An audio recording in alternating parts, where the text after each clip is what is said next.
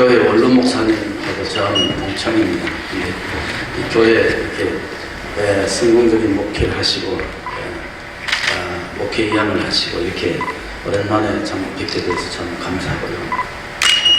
제가 오늘 여기 오는데 총회장님 좀 안 갔으면 좋겠다고 이렇게 말하는 분들이 좀 계셨습니다. 그래서 이건 우리 교단 산하인민교회 제가 못 갈 곳이 또 뭐 있겠느냐 이렇게 생각하고 제가 해병대 나왔기 때문에 해병대식으로 이렇게 올라왔습니다. 그래서 아까 우리 총무님에게도 제가 말씀드렸고 김봉중 장로님에게도 이것 이랬으면 안 되겠다. 앞으로 하나 되는 길을 우리가 모색했으면 좋겠다.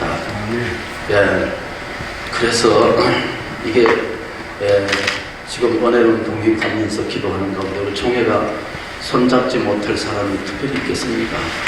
하나 되지 못할 이런 특별한 이유가 있겠습니까? 그래서 언젠가 우리 총회에서 한번 양쪽 그 다음에 전국 장로 회장님하고 한번 식사 모임 갖고 우리가 하나 되는 일이 뭔가를 찾아보고 또 걸림돌이 무엇인가를 하고 우리가 자유롭게 서로 왕래할 수 있고 이런 걸림돌을 제거하는 일에 조금 힘써보도록 하겠습니다. 우리가 에스겔은 크게 세 가지 봉우리가 있다고 저는 생각합니다. 그것이 1장, 2장, 3장의 첫째 봉우리입니다. 하나님께서 에스겔을 시대에 부르셨다 하는 것입니다. 두 번째는 이제 회복인데 그게 37장에 마른 뼈들이 살아나는 그런 놀라운 역사가 일어났지요. 마른 뼈가 살아날 수 있는 길은 없습니다. 그러나 성심이 들어가니까 살아나더라는 것입니다. 오늘 우리가 성령 아니고는 우리 교단을 살릴 길 없고 하나님의 은혜 아니고는 우리가 찌그러진 교회, 찌그러진 코로나 때문에 지금 교회를 떠나고 젊은이들이 교회를 단절하는 이런 시대에 다시 일으킬 수 있는 길은 없다는 것입니다. 우리 속에 정답이 없습니다. 어떤 조직 속에도 정답이 없고 우리 주님만이 우리의 정답이고 교회의 정답인 줄로 믿습니다. 저 이제 세 번째 봉우리가 있는데 그것은 바로 성전문에서 흘러나오는 물, 그것이 생명을 살리는 물이죠. 그것이 세 번째 봉우리입니다. 그래서 우리가 선자를 말할 때 포로 전 선지자, 포로 중 선지자, 포로 후 선지자죠. 이 에스겔은 포로 중 선자가 되죠. 다시 말하면 바벨론 포로 잡혀있는 수많은 젊은이들, 수많은 안여자들의 눈물과 가슴과 그들의 고통을 배경하고 있는 것이 바로 에스겔이라고 생각합니다. 시대가 사람을 부르고 사람이 그 시대를 만들어가는 것입니다.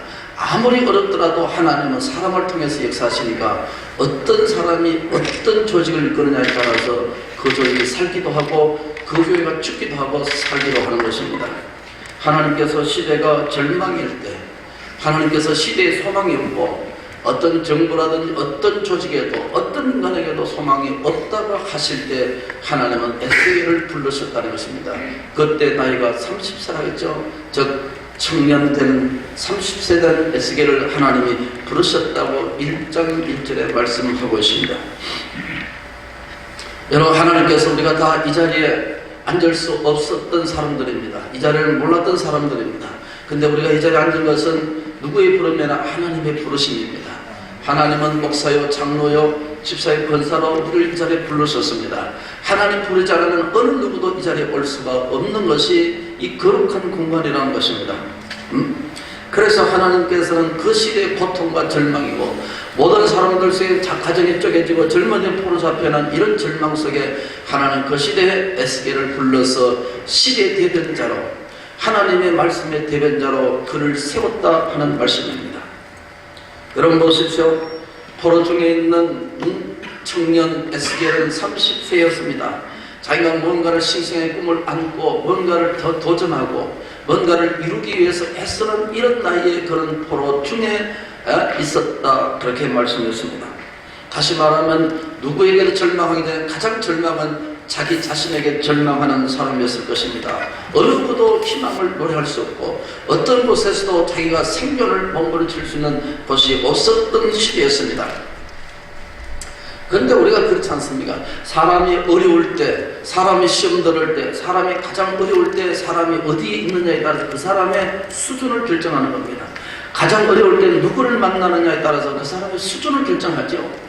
내가 가장 눈물겹고 가장 고통스러울 때 내가 어디에서 무엇을 하느냐에 따라서 그 사람의 수준입니다. 여러분, 신앙은 지성을 가지고 수준을 따지는 것이 아닙니다. 내가 고통이 있을 때, 눈물 흘릴 때, 가슴 아릴 때 내가 어디에서 시간을 보내고 어디에서 하나님 앞에 있느냐 하는 것은 그 사람의 존재와 가치를 증명하는 것입니다. 오늘 여기서 이렇게 말씀하시죠. 여러분, 우리는 성경에서 강가라는 말을 자주 듣습니다. 에스겔은 그렇게 했죠. 그발 강가 그랬죠. 메텔이나 윌리엄 바클레는 이것을 쓸쓸한 색강이라 그렇게 표현하기도 하고 해석을 했습니다. 그런 매일 자주 찾는 곳이 있었는데 그발 강가였습니다. 그야말로 색강입니다. 아무도 찾지 않는 쓸쓸한 색강이라고 했으니까 그곳에서 그는 그 자리에 깔고 앉았을 때 하나님의 역사가 나타났습니다. 여러분, 우리가 그것이 에스라서 8장 21절 말씀 보면은 백성들이 이제 해방에 대해서 돌아와야 하는데 암담한 것입니다. 그때 하나님께서 아하와라 강가에서 에스라가 하나님 앞에 회개하고 금식기도 했다고 말씀했지 않습니까? 여러분, 시대가 어려울수록 우리는 앉을 곳에 앉아야 되고 우리가 갈 곳에 가야 되는 것이고 그 시대를 끌어안고 우리가 눈물을 흘리고 가슴 앓을 수 있다면 우리는 교단에 희망이 있고 오늘 교회가 희망이 있고 우리 1만 2천 교회에 희망이 있다고 생각합니다.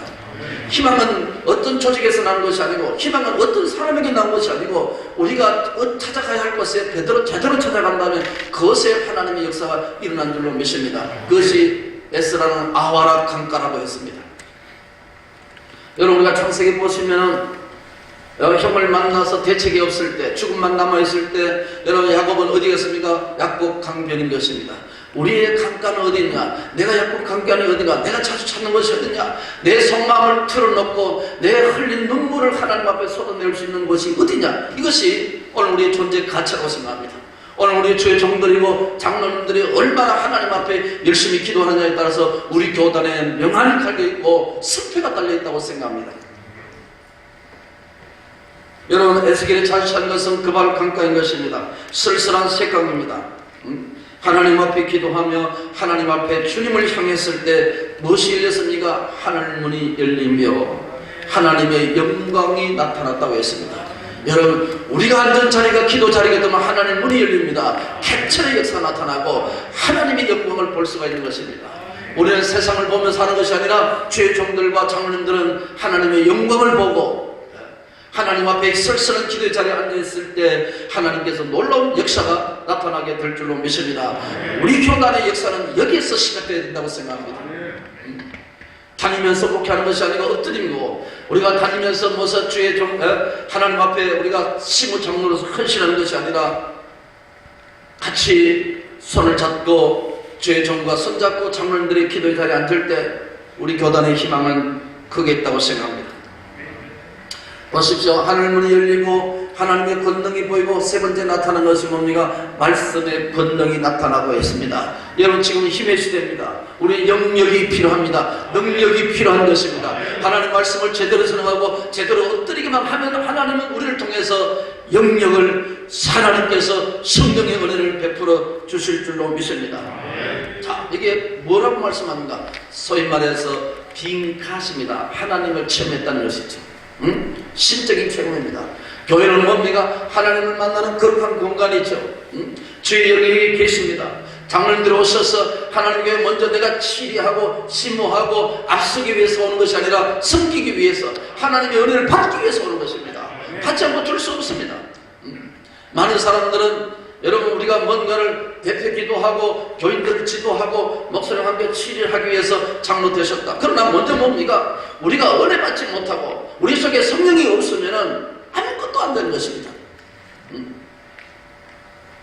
오늘 주의 종들뿐만 아니라 장로님들이 은혜 자리에 들어가게 되고 장로님들의 시대에 아픈 교회를 붙들고 짜그러들고 찌그러든 하나님의 우리 교단의 모습을 보고 기도하신다면 저는 희망이 있다고 생각합니다. 아시듯이 저는 목회를 잘 못했어요. 그런데 15년 전에 제 도시에 있는 비산에 바위에 끌어안고 주일 밤만 되면 주일 정례를 드리니까 앉아서 기도하면서 깊이 생각했습니다.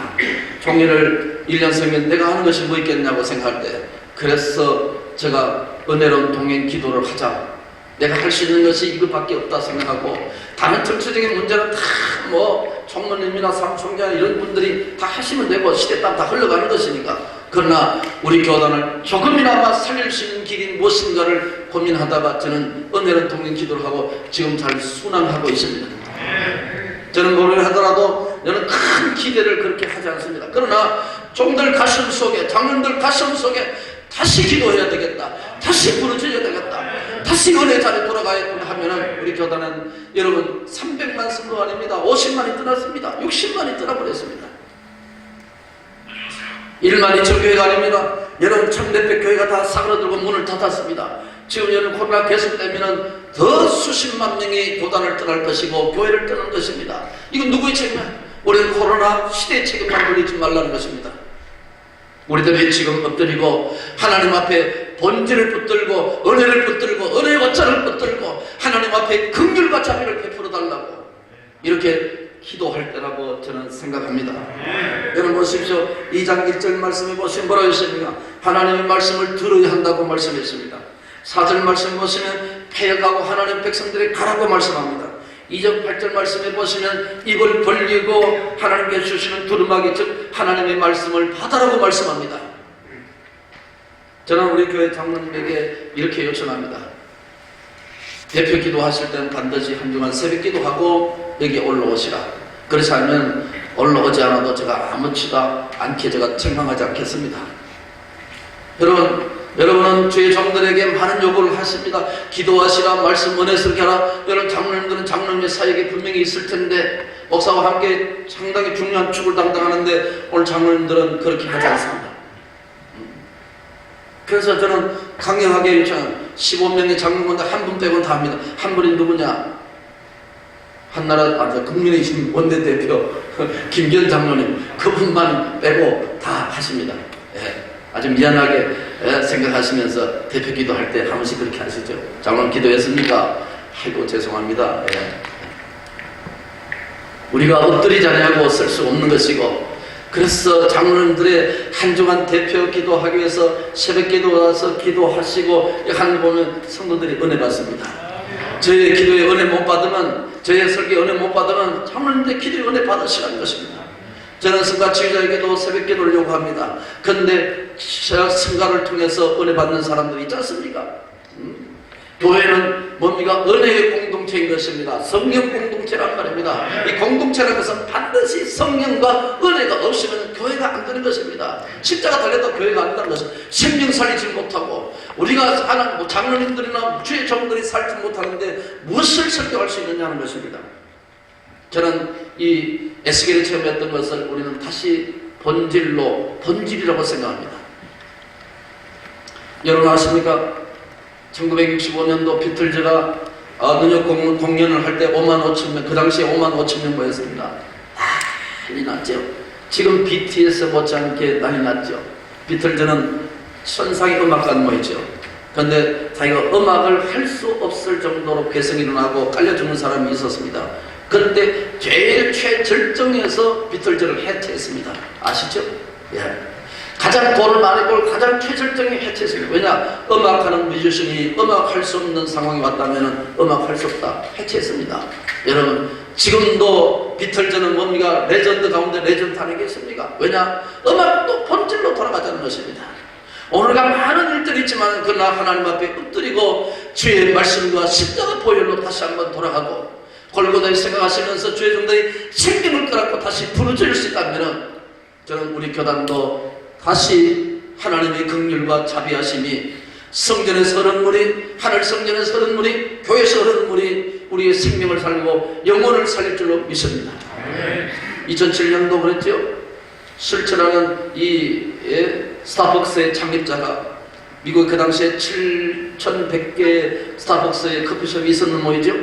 그런데 다시 은퇴를 했다 다시 복귀를 했습니다.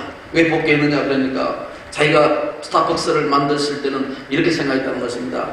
가장 맛있는 커피, 가장 향내나는 커피, 그리고 안온하고 조용한 커피숍을 원했다는 것인데 그날 자기가 만든 커피숍에 들어가니까 샌드위치 냄새나고 빵 냄새나고 커피가 옛날 같지 않더라고요. 그리고 미국에 있는 모든 커피숍을 중단시키고 바리스타 교육을 시켰다는 것입니다. 수천억의 손실을 갖지만은 다시 커피로 돌아가자. 다시 향나는 커피로 돌아가자. 그래서 지금 전 세계에서 여러분 다목적 기업이 될 정도로 됐죠? 왜 그렇습니까? 커피 만드는 사람도 본질로 돌아가자는 것입니다. 여러분 우리가 하나님 앞에 다시 한번 기도의 자리로 돌아가고 우리 교단에 다시 한번 돌아가고 제가 우리 대표회장님 계시네 김준봉 장로님 그때 창원에서 설교할 때 이런 말을 했습니다. 총회 때는 이렇게 앉으셔도 그 이외의 모임은 기도원에서 하고 아니면 지하 기도에서 들어가서서 넥타이 다 풀고 통성 기도가 철학 기도면 안 되느냐고 제가 그렇게 한번 제안을 한 적이 있습니다. 그래서 저는 신년 할애를 뭐냐 하면은 기도원에서 작정을 폈습니다. 1박 2일로 작정하고 제가 철학 기도 강사로 내가 나서겠습니다. 그런데 기도원에서 코로나 때문에 거절을 당했습니다. 그래서 청년교회에다가 큰 절에서 여러분 옛날에는 우리가 축사, 축도, 권면 다 없애버리고 설교 짧게 두 사람만 하고 나머지는 기도 인도하는 걸로 했습니다. 우리가 사는 길이 무엇이냐? 제가 생각하기는 목회하면서 깨달은 것이 그것이었습니다. 나중에 이제 4월, 5월달 되면은 전국 목사 장로 기도회 하십니다. 저는 옛날 방식을 다 철회하고 기도회로 제가 밤새 인도하겠습니다. 반드시 하나님의 긍휼과 자비가 나타날 것입니다. 하나님의 성령이 우리 가슴 속에 맺히고 목사 장로 속에 가슴에 성령이 들어가면 교회는 사는 것입니다. 타교가 사는 것입니다. 정치 5장과 정치 3장에 보시면 목사와 장로는 라이벌 관계가 하는 것입니다. 헬프입니다. 목사를 헬프하는 사람이 장로님이십니다. 왜 교회가 그렇게 목사와 장로에 잡아먹지 못해서 어른되고 있습니까?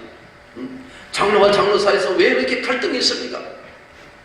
앞으로 우리 교단을 통해서 이런 일들이 일어났어서 다시 한번 하나가 되고 다시 한번 성령의 바람에 불어치키고 십자가 우리 가슴 속에 눈물이 맺히는 거룩한 역사가 있기를 예수의 이름으로 축복합니다.